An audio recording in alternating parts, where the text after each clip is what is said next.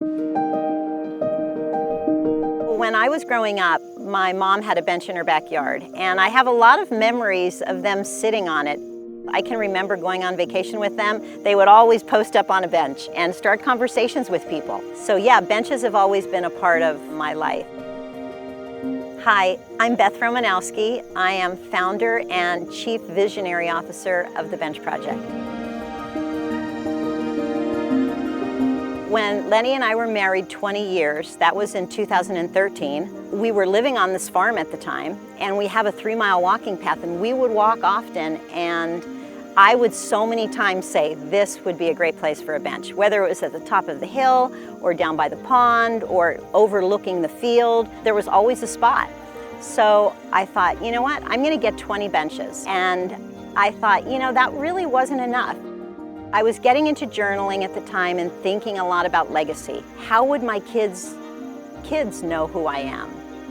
So I decided to put a journal and a pen in a weatherproof bag on each bench, and I sat down, I wrote how I felt, and then why I chose the spot.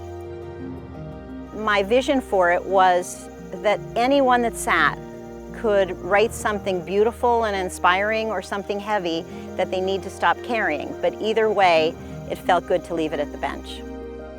The whole goal is for you to sit down, read what everyone else has written before you. So you become part of the process. You become part of their story. And sharing their story can totally change someone else's life.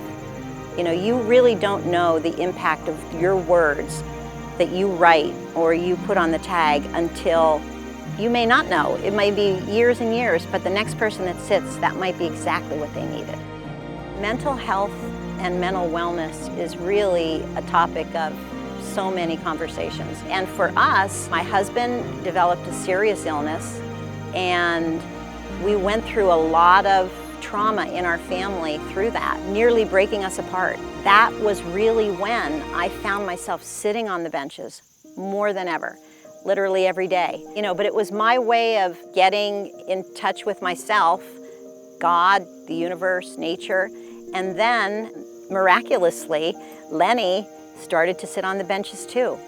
And it was times where we would literally sit, sometimes on one end or the other. Sometimes we'd hold hands, sometimes we'd laugh, sometimes we'd cry. But the healing that happened for us was really a catalyst for, you know, I think people need this throughout the country, throughout the world, not just here on the farm. So right now we are in 35 states, and we have 111 public benches. When you go to the website, www.thebenchproject.net, you can go find a bench and it'll show you a map, and it's going to show you all the benches and where they are.